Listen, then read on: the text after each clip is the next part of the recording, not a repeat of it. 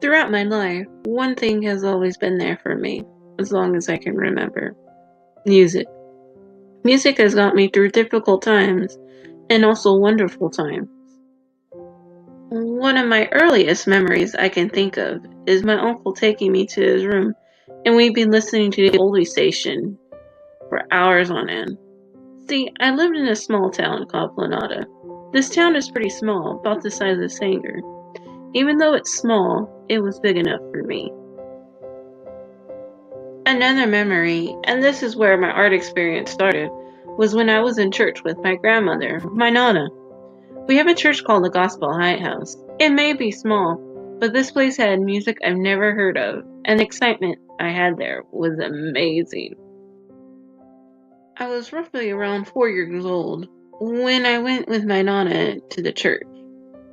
The one part I loved about it was where I wanted to try the instrument called the Yamaha piano.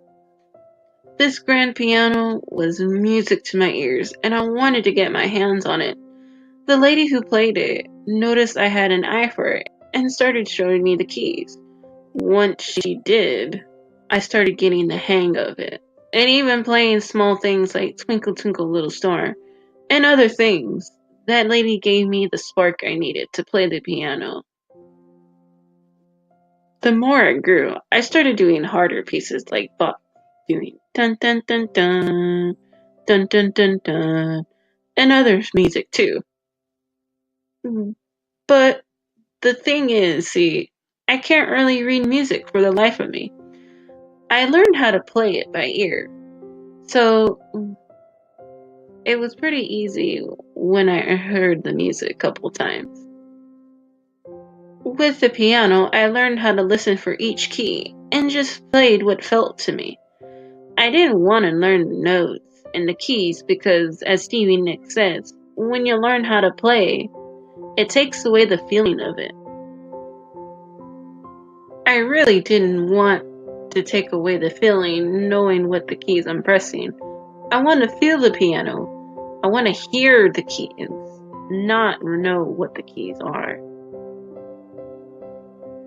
When I was in fourth grade, I learned my second instrument, the clarinet. This one was interesting because my nana's love for big band music, and I wanted to play like that too. I wanted to play just like Benny Goodman and Glenn Miller. Now I know what you're thinking. I know Glenn isn't a clarinet player, but I wanted to play it that good. So here I am learning how to play the clarinet, and then let me tell you, it was horrible at first. Though within a couple months, I played much better and even started to follow the big band music too, and I was really good at it. Though as time grew on, when I got older, I stopped playing my two loves due to family issues and even the death of my uncle, sadly. When he died, part of the music of what I listened to with him wasn't the same, and it died with him too. Though music there was there for me to comfort me, letting me know he was gone, the music never dies. But when more family deaths struck, the music was there for me to bring me back up, though one death hit me the hardest. Unfortunately, it was my Nana. She passed on when I was starting college, I believe, or my second year. That one tore me inside to where the music wasn't even the same, and the instruments I played here. Till this day, some music isn't the same feeling anymore. The musical arts started at a young age for me, and became the thing that broke me from my shell. Being a quiet girl who had learning disabilities, music was the thing I really excelled at. Music is my way of showing how I am. Loving the genres from the 30s till now, I have learned to appreciate the artists who broke these walls so kids like me can love it. I consider myself an old soul because I just love the vintage and classical things music brought out. that of me, and I'm so glad it did.